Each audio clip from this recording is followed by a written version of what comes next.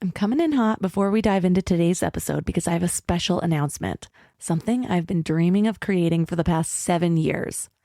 You know how it feels to learn all of this amazing personal growth stuff, but then somehow end up feeling worse because you're not actually doing it? Like your knowledge is actually making you feel guilty instead of empowered.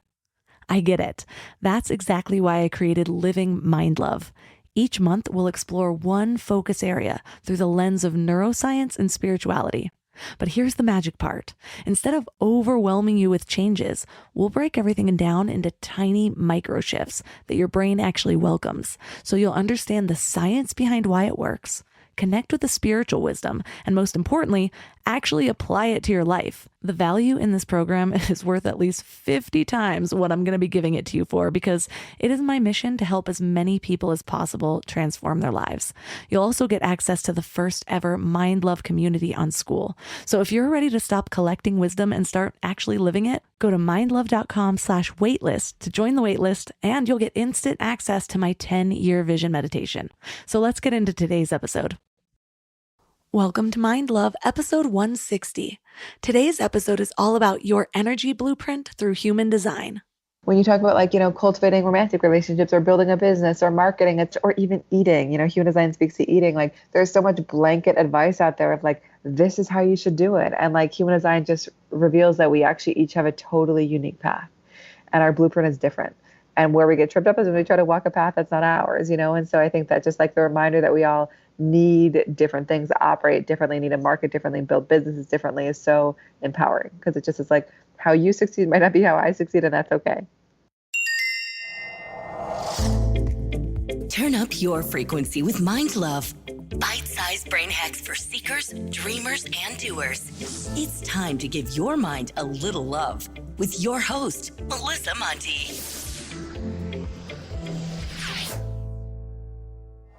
Hi, friends.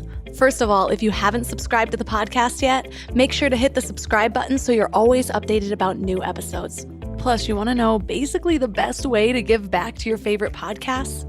Actually, go to the iTunes app and leave a 5-star review. Reviews are scientifically proven to make me love you more. That's just how it is. I love you when you leave me a review.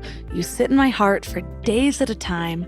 No, but seriously, they really help the growth of the show. They're probably the number one thing that you can do besides supporting my sponsors or joining the membership. So it's an easy, free way to give back to a podcast you love. And if you do leave me a review, send it to me at MindLoveMelissa on Instagram, and I'll send you a free meditation track. Today, I want to share a review that totally lit up my world. It's from Alexandra Zita, and she says, I went from not being into podcasts to listening to every single episode of Mind Love.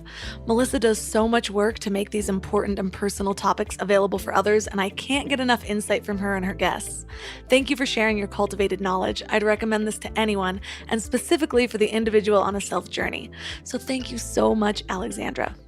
So I recorded this episode months and months ago, and somehow the file just got lost, which has never happened before. So you know what that means? That means that something about releasing this episode right now is the absolute perfect timing, whether for the universe or for me and my show or for you. So if you've been curious about human design and you're like, wow, this is perfectly timed, then this episode is probably for you. But the next time, please don't intend for your manifestations to screw with my organization. Please and thank you. So as I said, today we're talking about human design with one of the top human design experts that I know. So what is it? Human design is a combination of ancient and modern sciences, which is right up my alley because I fully believe that the more we discover in science, the more it will explain the mechanics behind spirituality. Well, human design is a system that explains how you were built and how to best respond to the world. So it's kind of like a combination between astrology and Myers-Briggs. Actually, according to Wikipedia, it combines astrology, Ching, Kabbalah, and the chakras. What's really cool is it doesn't just stop at your psychology. It also gives you strategies and techniques for making decisions according to that psychology, which for a lot of people makes life easier and more fulfilling. When you get a human design reading, you get what's called a BodyGraph chart. It looks like a really scientific version of the chakra system with numbers and triangles and all these connections. Well, I got a really in-depth human design reading back in May of 2018. And what I found out really changed the way that I approached my work. So there are 4 different aura types that each have their own strategy. And by strategy, I mean a way to approach your life in a way that works with your natural energy instead of against it.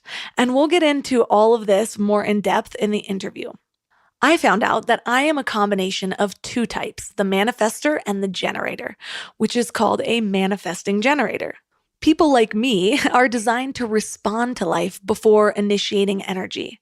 So one huge takeaway I had was that it's totally okay for me to wait for opportunities to come to me instead of pushing so hard to create them right off the bat. Well, as an entrepreneur, I always thought that I was supposed to make bold moves and take big risks all the time. But when I look back at my biggest successes, a lot of them somehow presented themselves to me.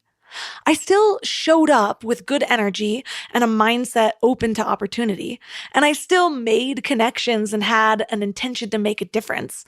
I wasn't just sitting at home on my couch hoping something would happen.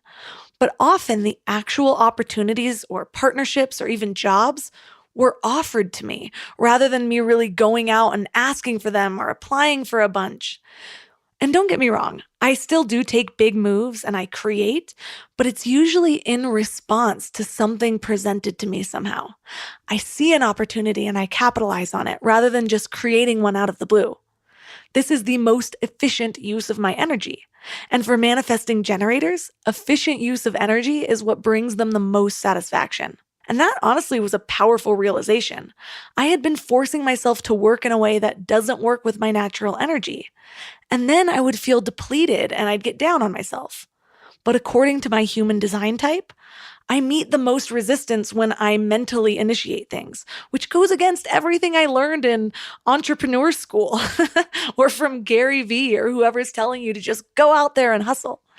So what I'm getting at is that human design is pretty fascinating, and there's a possibility that knowing your human design can change the way that you approach the world. And today we're talking to Erin Claire Jones. She's a human design guide and leadership coach.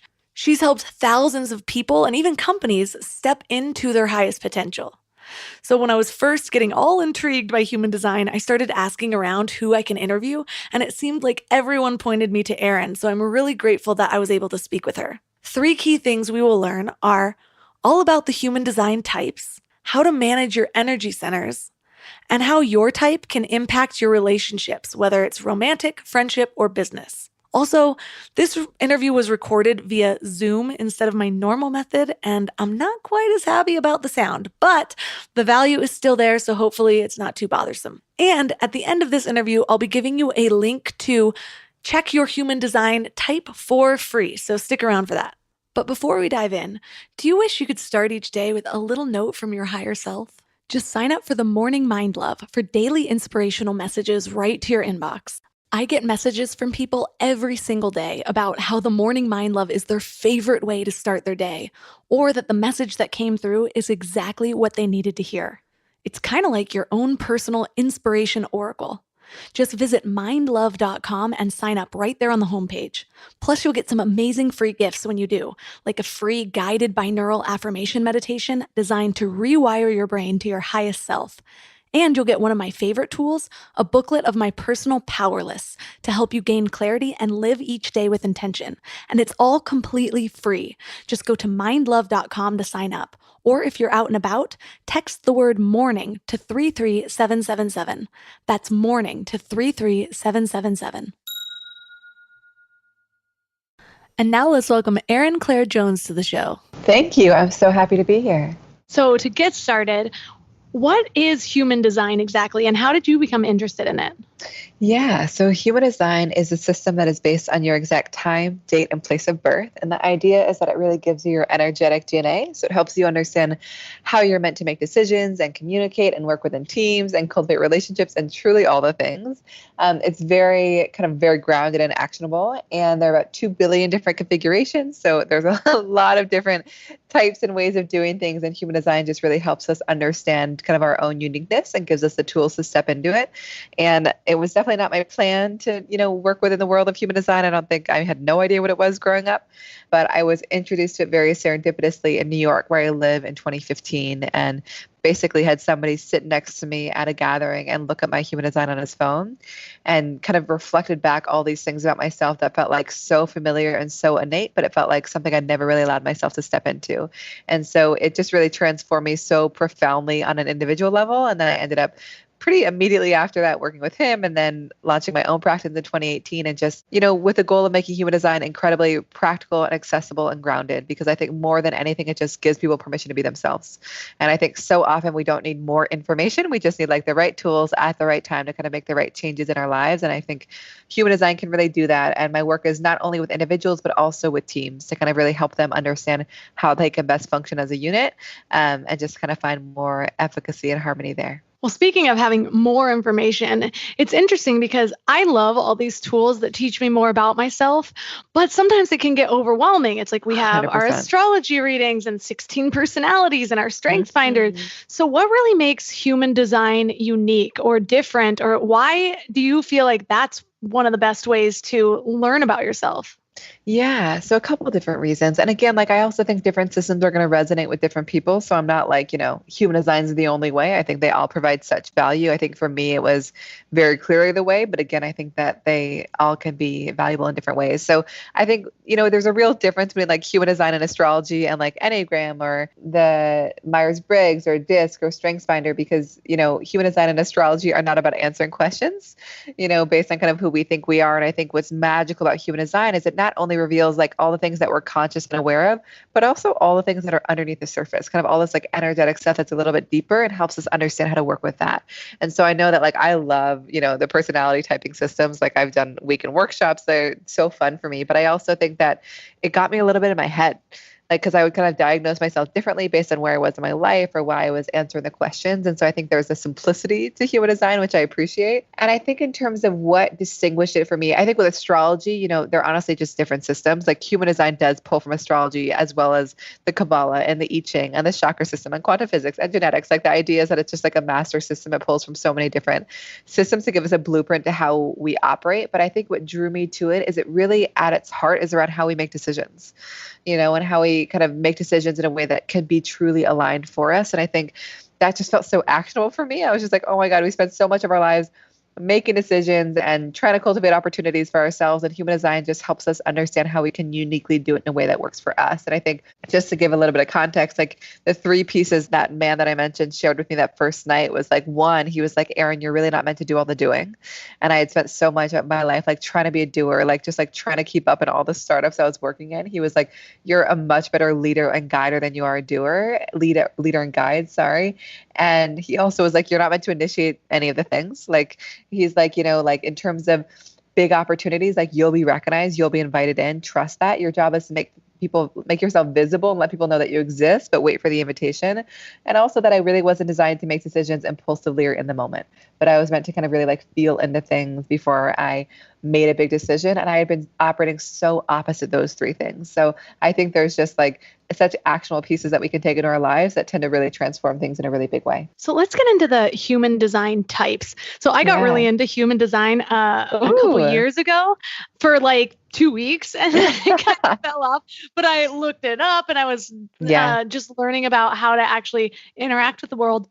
And I remember being really enlightened and feeling empowered by what I had learned. But again, I kind of forgot a lot of it. So I'm excited for this refresher.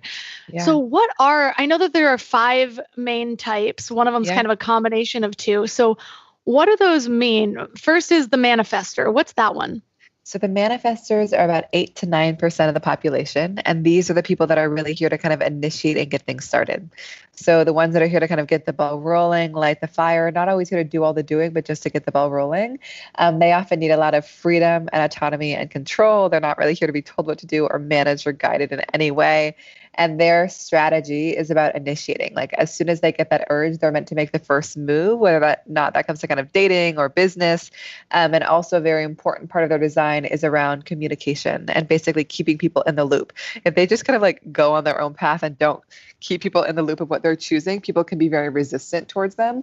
So a very simple tool for them is just like once they made a decision, reflecting on all the people that decision is going to impact and basically letting them know before they do it. And so that's often like the least natural thing in the world for manifestors, but it can be so impactful when they start to kind of really just inform and keep people in the loop of what they're choosing. The manifestor, I remember learning about that and being like, I wish I could be a manifestor. It sounds just so magical. But I think that there's a lot of power when you really just embrace the type that you are as well. And I wanted to make sure that listeners know. So we find these human designs based on similar to how we find our astrological sign, right? It's based on date and time and place of birth, correct? Exactly. Okay, so it's not like a personality test you take. It's very just by those numbers. Yeah, by those numbers. And then basically like once you enter them in, you'll see this crazy looking graph of basically how the energy is moving in your body.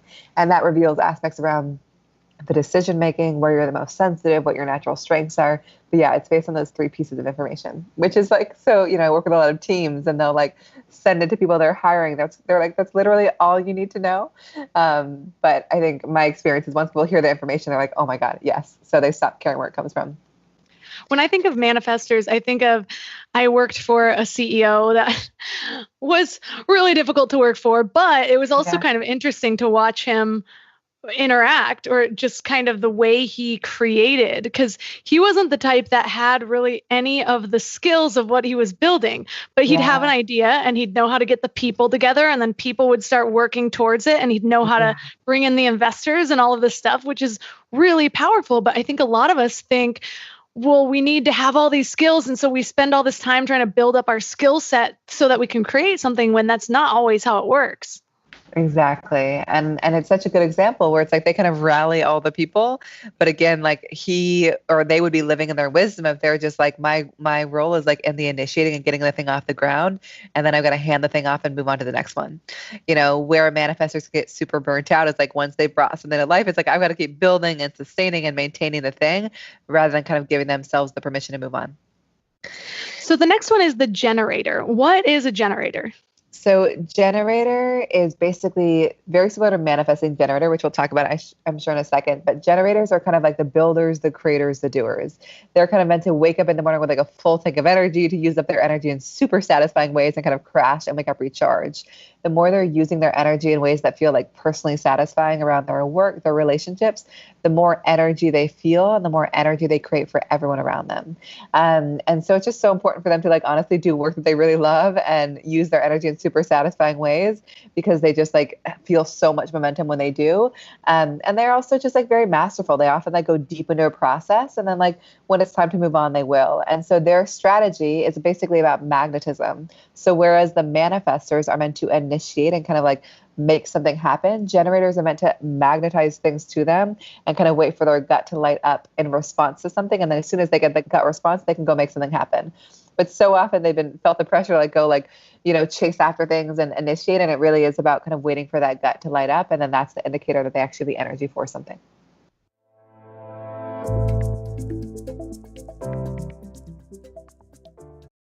Before we go deep today, I want to give you a little gift, and I want to give it to you every single day. It's called the Morning Mind Love. I know how life can be. You're all fired up after an inspiring episode, and then a new day or a new challenge comes at you, and it's just hard to keep up that energy. Well, the Morning Mind Love is kind of like an oracle from your higher self to help you start each day with a positive focus. Plus, when you sign up, you get 2 free gifts, a 30-minute binaural meditation and 30 days of journaling prompts to help you remember who you truly are.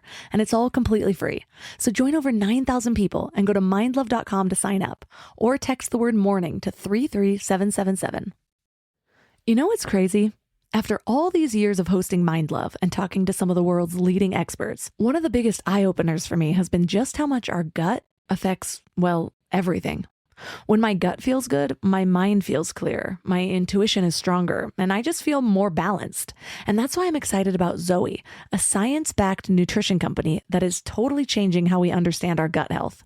They've created the most scientifically advanced at-home gut test and built the world's largest microbiome database. So when you get your results, you're not getting generic advice. You're getting insights about your body that other companies just don't have the data to provide. There's also just so much misleading health information out there. Food companies even pay influencers to promote ultra-processed foods as healthy. And that's why I love that Zoe relies purely on science. Real science. The randomized controlled trial showed that participants were 4 times as likely to report better sleep and more energy, all thanks to the info from the largest microbiome database on the planet. So go to Zoe.com and find out what Zoe membership could do for you. And because you listen to Mind Love, you can use the exclusive code MINDLOVE10 to get 10% off membership. As a Zoe member, you'll get an at-home test kit and personalized nutrition program to help you make smarter food choices that support your gut. That's Zoe.com. Use MindLove10 at checkout. Trust your gut. Trust Zoe.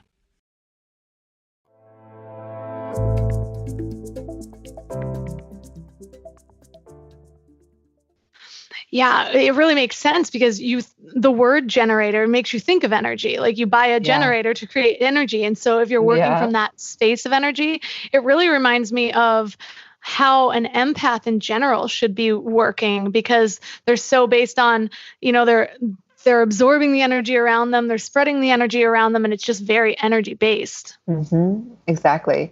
Yeah. And it's just like, they're like the most magnetic, sparkly creatures in the world, and they're lit up by what they're doing, but often generators have so many lessons to learn around boundaries. It's because they have such amazing natural vitality. People can really want to take advantage of it, and not like in a malicious way. It's just like, oh, can you like handle this or go to this place with me? And just like really starting to trust that where they create the most value is when they actually are so lit up and energized by a thing, and not doing something just because they think they should or because somebody asked them to. Yeah, I tell people that it took me until like probably early 30s to even really understand what boundaries were, because I get so absorbed in other people's energies. And so it feels like the thing on the top of my priority list, because I can sometimes feel their energy more than at that time I had defined my own. So that makes a ton of sense. Mm-hmm. Now, how is a generator different than a manifesting generator, which seems like a combination of the manifestor and the generator? I believe that's what I was. I think you pulled up my chart. So what is that one? So basically, they are very similar to generators in that, like, one, you're also here to be like a builder, a creator, a doer, have this like amazing energy to bring things to life.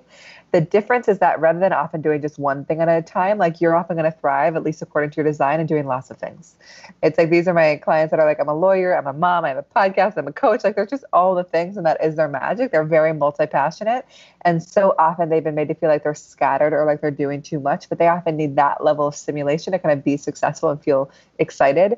They also move very quickly. And so their gift is really in bringing something to life very quickly, and in doing so, they can skip a few steps along the way. So it's always really good, ideally, to have people around them that can like kind of handle the step-by-step process, so they can kind of be in this powerful and creative flow.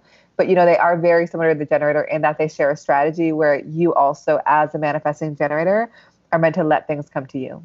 You're not really meant to chase after things, but it's like trusting that your energy is so magnetic, so enveloping, always pulling things to you. And as soon as you kind of get that gut response, and for you, actually, there's an added layer of like sleeping on things, for a night or two before you do, then you can kind of go make something happen. But rather than like initiating and trying to make something happen before you kind of have that clear indicator that you really have the energy for it. What I find really interesting is so much of the message we've been told about what it takes to really be successful. First of all, I think we're realizing has come from like that masculine form of success and the masculine energy. Totally. But also I noticed that a lot of it is more geared towards what would be a manifester. And so for my life, like you said, the generators or the manifesting generators have been told they're scattered, or that's how people look at them. Yeah. I feel that. I thought, or maybe I did have ADD. I still am very resistant to identifying with that label because I've found a way to manage it.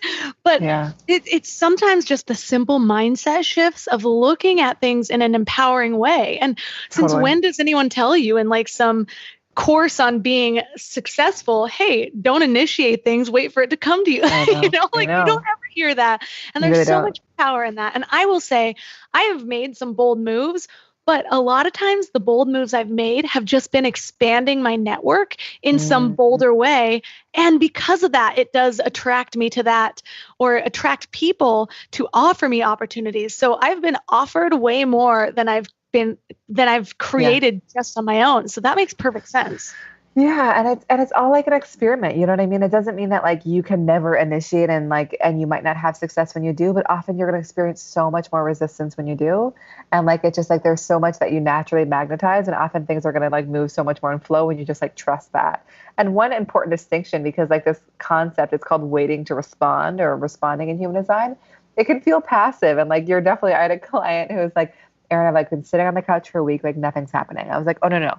Waiting to respond is not passive. It's like you're going to be so busy doing what you love, and then kind of paying attention to what shows up in your world when you do. And it doesn't need to be an invitation. Like you could be like looking on Instagram and see somebody and get like a gut response. Go chase that thing, you know? You could be like listening to a talk and you hear somebody like light you up, you pursue them, you know? So you're just kind of waiting for your gut to light up in response to something in the world around you. That makes a lot of sense. I share with people often, because I get a lot of people asking, how do I find my purpose? How do I find my purpose? And I can see them putting all this pressure on themselves. And what my advice is usually is to find something that gives you purpose just for today. And that is actually responding. It's like, what is lighting you up right now? What are you getting that brief idea of doing? And it might have nothing to do with a bigger purpose in life. But when I've done those things, when I've responded to those things, I meet the right person, or I overhear somebody say something that gives me an idea. And then it's just like following these breadcrumbs to something bigger. And I trust even now, like, yes, I feel very purposeful in what I'm doing. I plan to do it for a really long time, but the way that it unfolds and the direction I bring my business is always changing. Like long-term goals are very vague for me, so that I can follow that inspiration. So that makes a lot of sense. Yeah. And like so much of your design specifically is like your direction and purpose emerges when you just like follow what feels right in the moment. You know, it's just like, this thing feels energizing right now, so I'll pursue it. And then like that will lead me to the next thing, and then the next thing. It's not about like architecting or planning your like 5-year goal. It's just like exactly what you said. It's like, what's in my orbit now? What I have the energy for? I will pursue that thing, and the next step will emerge. And I always remind people, whatever our design is that like none of us are really meant to architect our future. It's often by kind of making these like one aligned decision at a time that like everything just emerges. And do you resonate with the piece around kind of being multi-passionate and having your energy in a lot of things at once? Oh, 100%. And I almost feel overwhelmed if I'm only in one thing. It's like I get bored of it or burnt out too easily. And so I was going to say there's not always a ton of ways I'm making money, but there actually is. Like when we go out of town, we Airbnb our place. I do coaching, I do consulting, I do speaking. It's all around one topic. So that's what I think I've really grown towards. Whereas before, it used to be so many different things. But now I'm like, well, if I really want to become a master in what I'm doing, how can I split this one topic of knowledge or interest into a bunch of different ways that can stimulate different parts of my brain? But then I also need hobbies. Like I love to do yoga. I love to sing. I love to just do things where I'm fully engulfed and not living in my head the whole time. I think that's really important for the balance of my happiness. Yes, I love that. You know, and so much of being a manifesting generator is giving yourself permission to pivot, where you're like, I love making money this way right now. And like maybe in 3 months, you're like, it feels a little bit draining, you know, like what about this way? So it's just like allowing yourself to kind of keep moving and evolving and not getting like stuck in one linear path. And also, you know, there are other pieces of our design that kind of speak to where we're the most sensitive to kind of taking in other people's energy.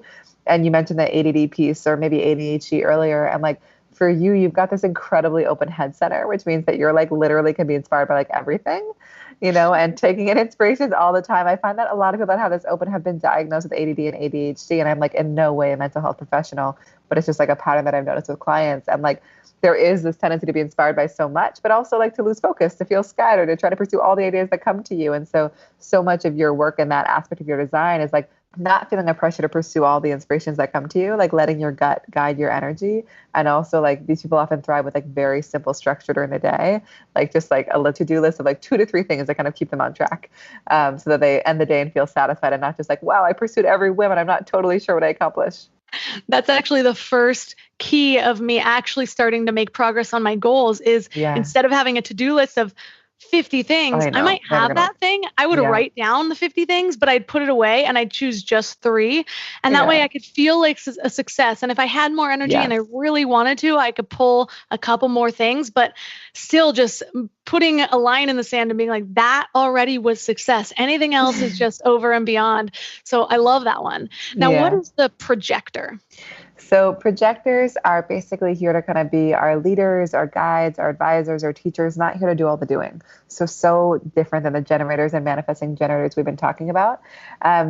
Basically, for projectors, like our gift is really in our ability to like guide and support other people, often very naturally sensitive to energy, can make amazing CEOs, leaders, managers, or even coaches, therapists, psychologists, because we just like penetrate into people and make them feel very seen and recognized. Often one-on-one work can be really useful. And the kind of joke for us as projectors is that we're meant to work like 3 hours a day, which I know is like, I work more than that now. And it's like not always immediately desirable, but the idea is it's like not defining your worth based on how much you do or how hard you're working. It's really kind of in your perspective and the way that you see the world. So I had 2 different human design businesses, once when I first started and now with my partner. And I've always had a generator or manifesting generator business partner.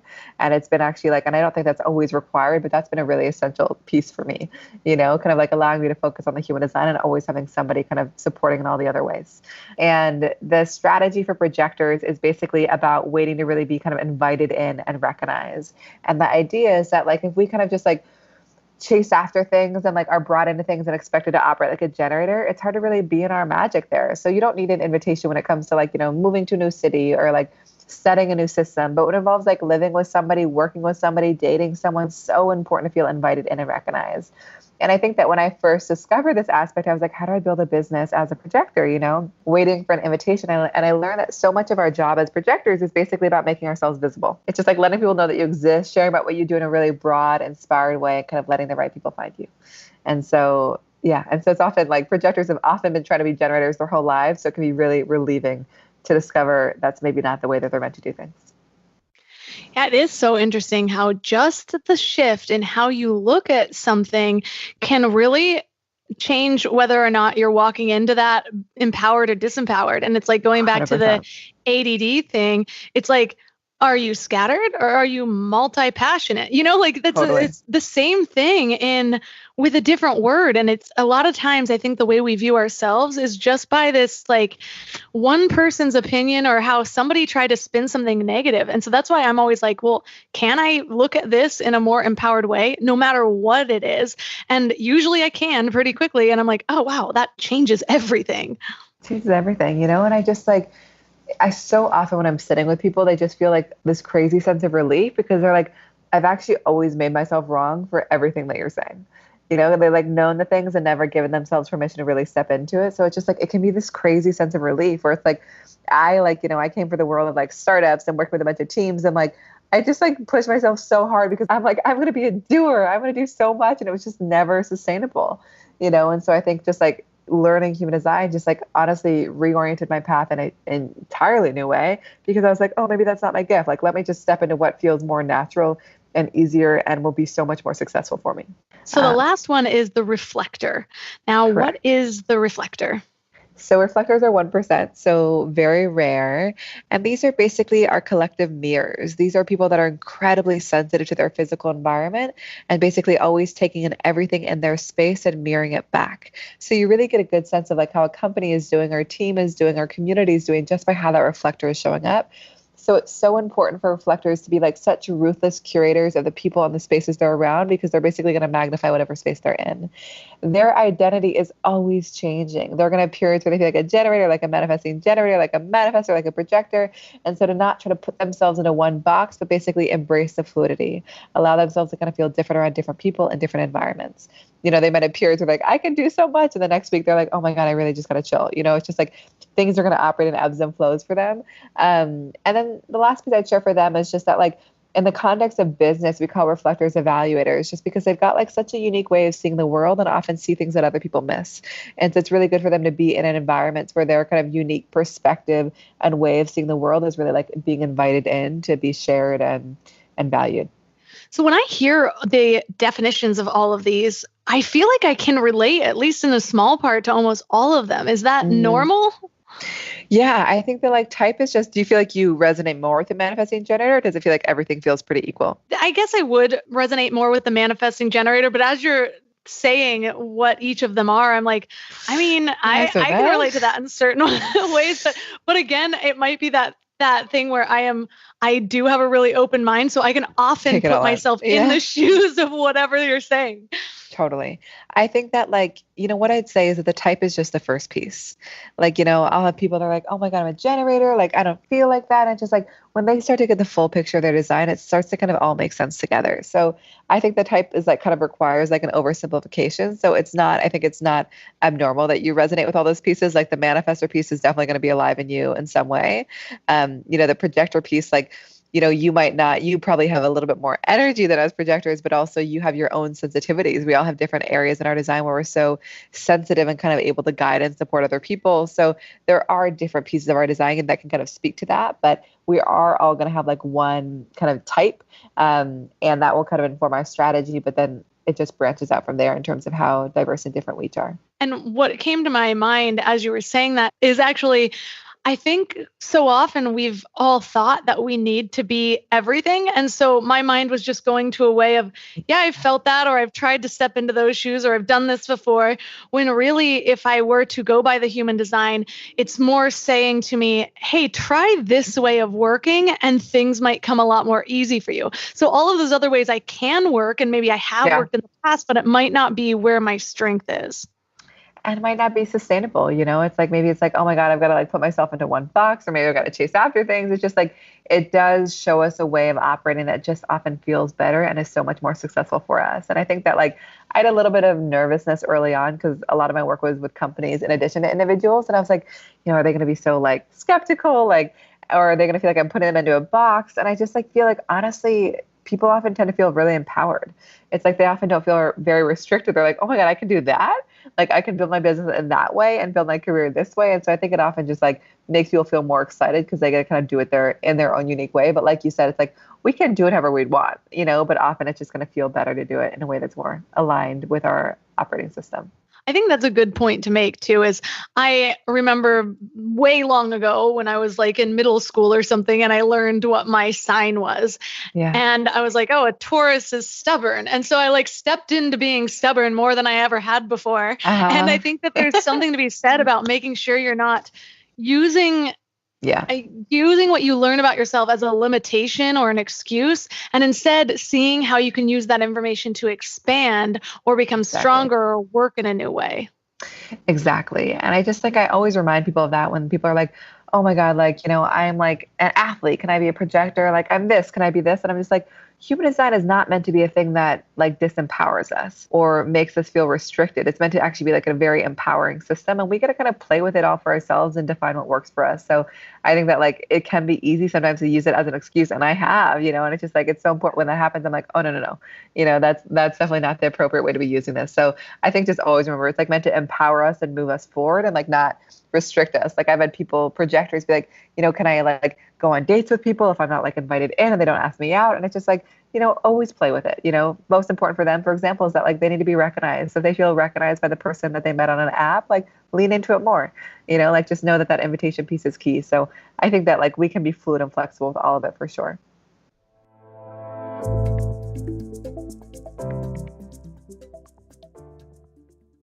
Let's talk about legacy for a minute. We're all working so hard on personal growth and building better lives and creating something meaningful. But how do we protect everything we're building? Look, I know life insurance isn't the sexiest topic, but it might be one of the most loving things you can do for your family. We kept putting it off. It's funny how things never feel like a priority until you need it, which is the total wrong way to approach life insurance. But now that we have kids, there is no way I'm taking a chance that they won't be taken care of if something happens to me. So suddenly, this was our number one priority. And SelectQuote makes it surprisingly simple. They're one of America's leading insurance brokers with nearly 40 years of experience helping over 2 million customers. What makes them different is just how personal it is. Their licensed agents take the time to understand your specific situation so that they can find you the right coverage. We're talking 15 minutes to get exactly what you need. And I love that they actually reward you for all the self-work you're doing. So if you're in good health, you could get same-day coverage for up to $5 million. No medical exam needed. And it's way more affordable than you might think. Coverage up to $1 million could cost as little as $20 per month. So get the right life insurance for you for less at selectquote.com/mindlove. Go to selectquote.com/mindlove today to get started. That's selectquote.com/mindlove. Is it time to reimagine your future? The right business skills may make a difference in your career. At Capella University, we offer a relevant education that's designed to focus on what you need to know in the business world.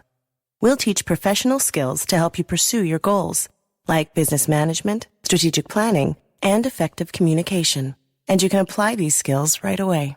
A different future is closer than you think with Capella University.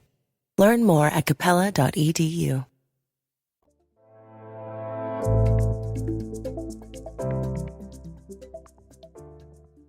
Yeah, I did want to touch on that because we tend to use these strengths as an idea or guidance towards a career path or what we're meant to do with our lives. Yeah. But learning about these things can speak to other ways that we show up in the world, like in a personal way, like dating or friendships. How have you found that knowing your human design has impacted your relationships with other people, whether it is romantic or friendship? Oh my God, just like in the biggest of ways, it's like I had a session with yesterday with a mom with 3 kids, kind of looking at and understanding their designs and how she could best parent them. I know that like for me, understanding my partner, like I'm a projector, he's a generator. We're like, I make decisions by sleeping on things. He makes decisions in the moment. Like we're basically different in all the ways that we could be different. And I think that like human design has been such an unbelievable tool in giving us a language and a framework for those differences and the tools to honor them. Because I think whether it's romantic or business or as a parent, like we often get really tripped up when we expect someone to be different than what they are or more similar to us. And I think what human design does is 1, it helps us honor our uniqueness, but 2, it reminds us of how different each person is, and gives us the tools to kind of support them in that, which is why it's so cool working with teams. It's just like, when you start to understand how each person is, how they need to be communicated to, like where they're going to thrive, what container they need, it's just like everyone benefits. So I think that like the level of understanding other people and how that can support us is just so profound. I'm curious, how has knowing your human design helped you during the chaos of 2020? I'm trying to relate that to as many topics as possible because it's just so fascinating. We've never been through something like this as a collective. And so I'm curious how it relates to all these other things that we've each been studying and mastering in. Yeah. I mean, I think that like, I guess my experience with COVID is that 1, more people are interested in learning about themselves than ever before. I think that like, it just like offered, I think a lot of people are just like, they're kind of done with doing a thing that doesn't work. So it's been like really cool to see that interest and see people just like stepping onto their path more. I think that like, I guess my experience with clients, like let's use the example of projectors, like they're not really designed to do all the doing. Like they're really meant to operate in ebbs and flows and like just honor their natural energy. Like it's allowed a lot of projectors to kind of step into that more easily because the world is not like hurrying around them in the same way. So they've been able to kind of connect to their more natural energy. So I think it's affecting everyone so differently, but I do feel like it's just like such an unbelievable opportunity for many of just self-reflection, I can say for me and my partner, it's like, we've actually never worked harder, and there's a lot going on, but I think that it has exposed all the areas in our design where we're really out of alignment and just like given us the tools to step right back in. So I think that it affects everyone very differently, but it has been I do feel like people are just like, they're no longer accepting like doing things in a way that they think they're supposed to. And they just feel very eager to do things in a way that actually feels aligned. So you said you have a partner. What is that person's human design? He's a generator. So he's a generator and his authority. So we didn't talk about authority, but it's how we make decisions. So you and I are emotional decision makers. It basically means that we both should sleep on things before we commit to big decisions.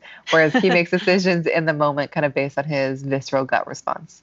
And when he's very like in the details and very much like a builder, and I'm a little bit aloof and more around just kind of like taking the bigger view, but also just like very into the human design piece and less so in the details in the business. Yeah, I wish I would have known I needed to sleep on things before those 2 timeshares I got roped into buying.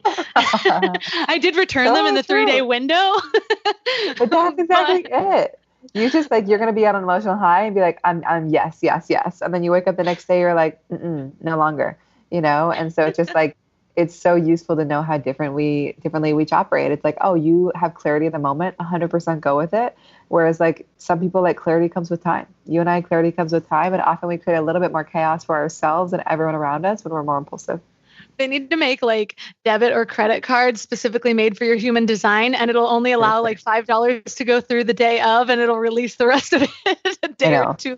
Oh, well, it's just so funny. I've had so many emotional decision makers, meaning again that these people have to take time, like talk about shopping, where it's like they go shop and buy all the things and then they like want to return it all the next day, And so it's just like, again, that's why the decision making piece is so key. Like when we enter into things correctly, whether it's just like buying clothes or buying a timeshare or choosing a partnership or a job, it's just like often that experience is going to be so much better. But if we're like more impulsive, we're not trusting our intuition or our gut or our voice or whatever it is for us, things can become a little bit more chaotic and all over the place. So you had mentioned authorities. What are the authorities and what do those speak to?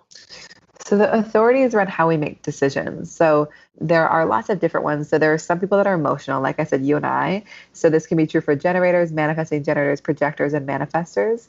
And it basically means that for us, clarity comes with time. The best thing that we can do is sleep on things, feel into things. Not, when we talk about excuses, it's not about like postponing a decision indefinitely, but it's giving yourself like 1, 2, 3 days to really check in and make sure. Because like as a manifesting generator, you've got a really strong gut response. Like that's going to play a big role, but it's just not meant to be a thing that you can always trust in the moment because it's going to be kind of like affected by your emotional experience. So just giving yourself a couple days before you commit. So you're not meant to be super reactive. Whereas if people are, and I'm sure that there'll be a link in the show notes, but you can look up your design at erinClaireJones.com/lookup, and there are lots of places online. But this is, if you look up inner authority, this is the part that I'm referencing right now. If you're a sacral decision maker, it means that you're designed to make decisions based on your gut response in the moment. So there's no need to sleep on things. It's basically like as soon as like once you get that full body gut response, you can go for it.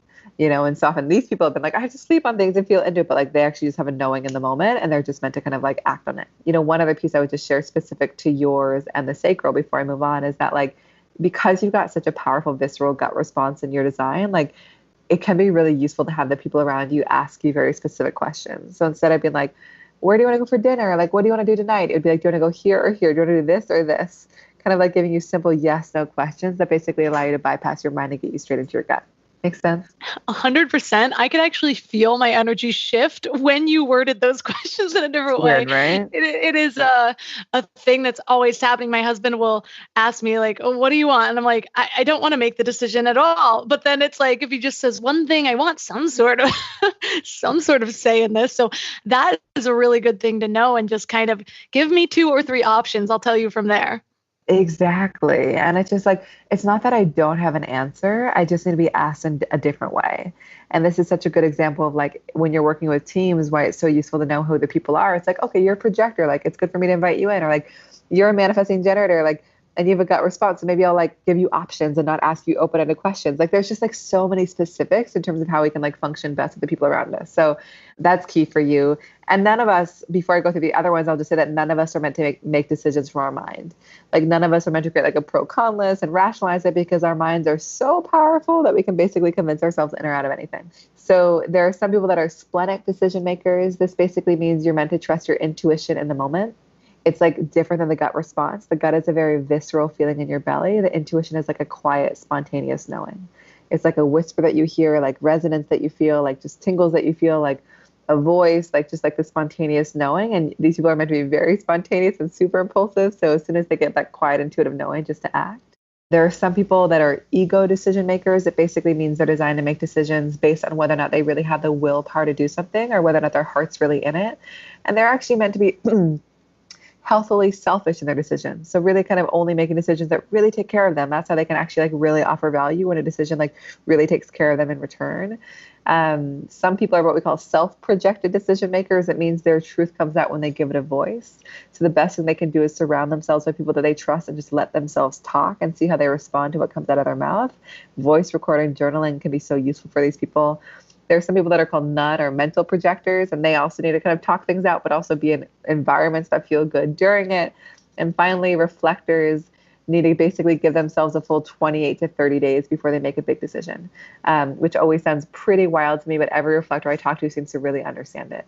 And so they just kind of need to sample a decision from lots of different angles to really verify that it's correct for them. So even if they can't give themselves a full 30 days, I encourage them to like surround themselves by people and be in environments where they're not being kind of hurried or pressured to kind of do things in a timing that doesn't work for them.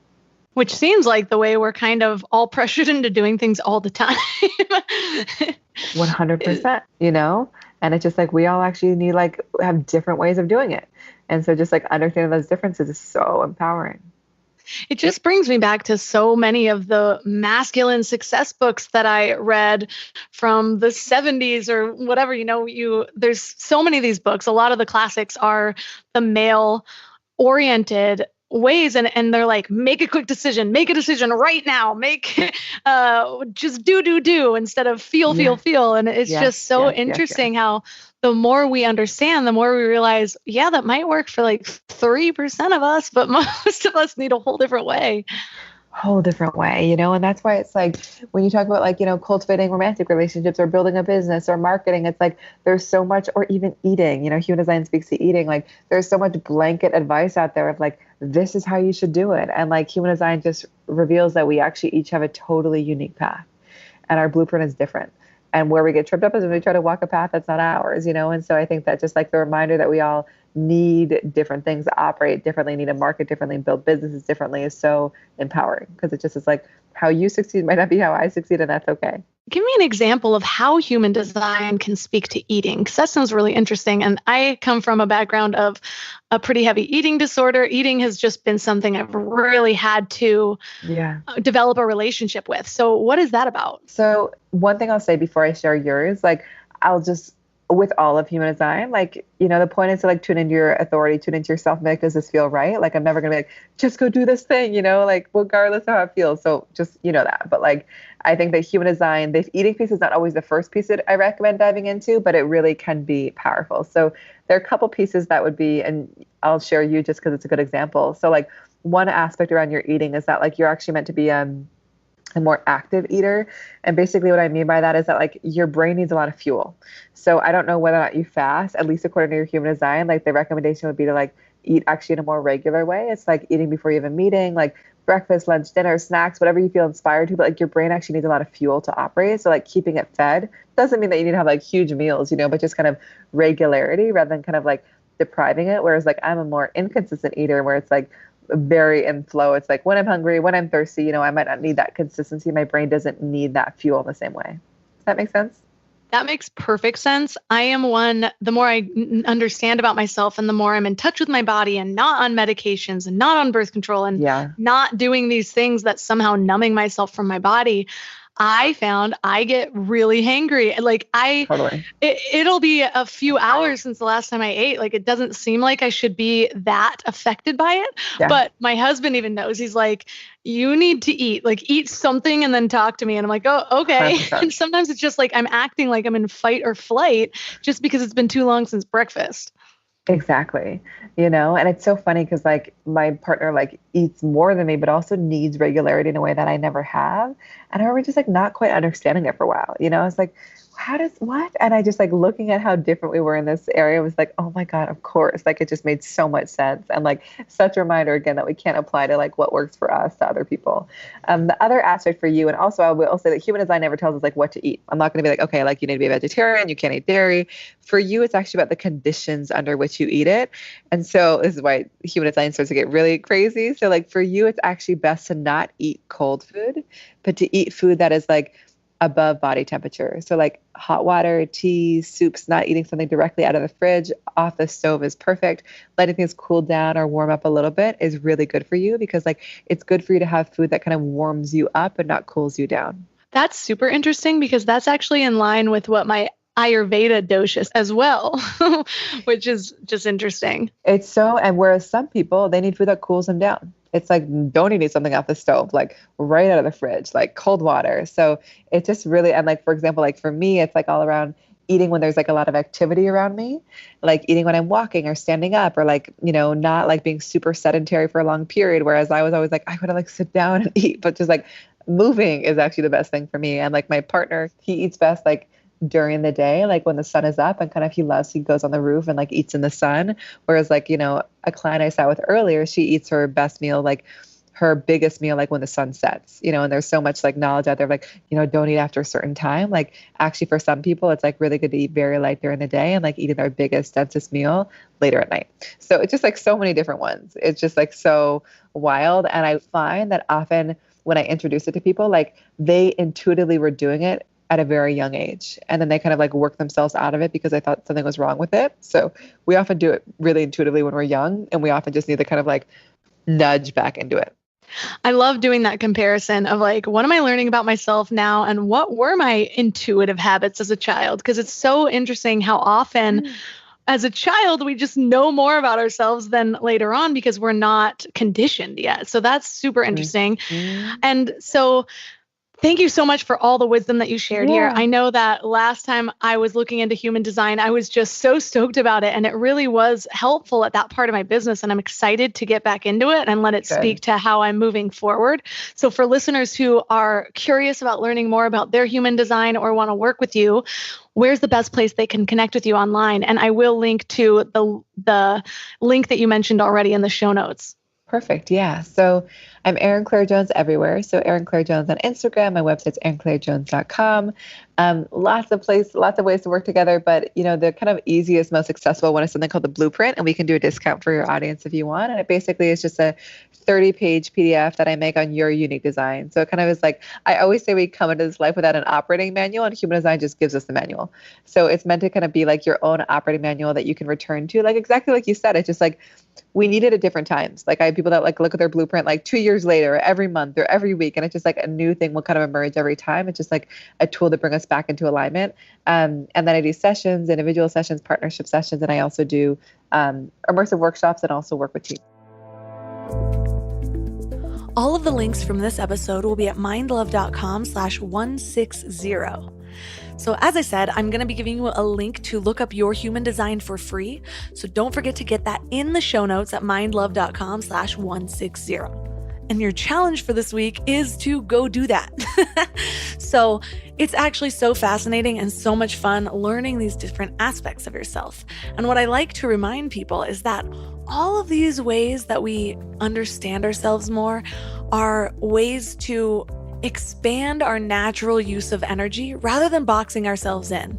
So I think the worst thing you can do when you're looking up your personality charts or your Enneagram or your Myers-Briggs or your human design is to use these things as an excuse to not live up to your potential. But what I like to do is look for the possibilities. Always be solution focused when you're seeing things through the lens of your chart or your results or whatever it is. So for me, I can look at being a manifesting generator and be like, oh man, I wish I was a manifester, or that means I can't do this, or that means I can't do that. But instead, I like to see what is it that I want to accomplish, and how can I best use my natural energy and my resources in order to create that. So it's really the same thing, but it's through a solution-focused approach. I talk a lot about using your limitations as guidelines even. And, I've gone through a lot of stuff in my past where I know that there's certain things that it's not a good idea if I do. And with human design, there's certain ways of working that it doesn't seem like it's a good idea if I do that. But instead of viewing those as things that box me in, I use them as a way to limit my options so that I can find the right path faster. And that is so empowering because it's a way to look at the world that will start to infiltrate every time you look at the world. Instead of looking for the problems happening around you, you begin to look for the solutions.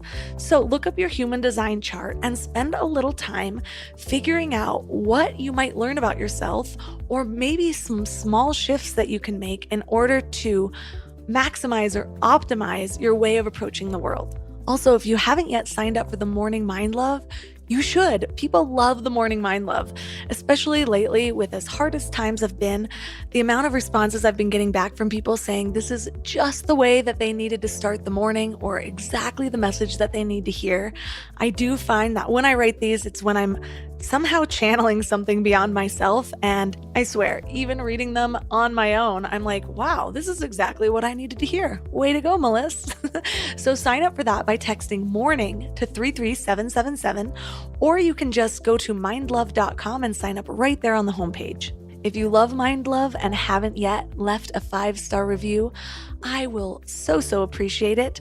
That's what I want for Christmas. It's really helpful for the growth of the show. And thank you all who have gone and left a 5-star review. You have no idea how much it means to me. So thanks for giving your mind a little love today, and I'll see you next week. Thanks for tuning into Your Higher Frequency with Mind Love. Head to mindlove.com for a free gift to keep your vibes up until next week.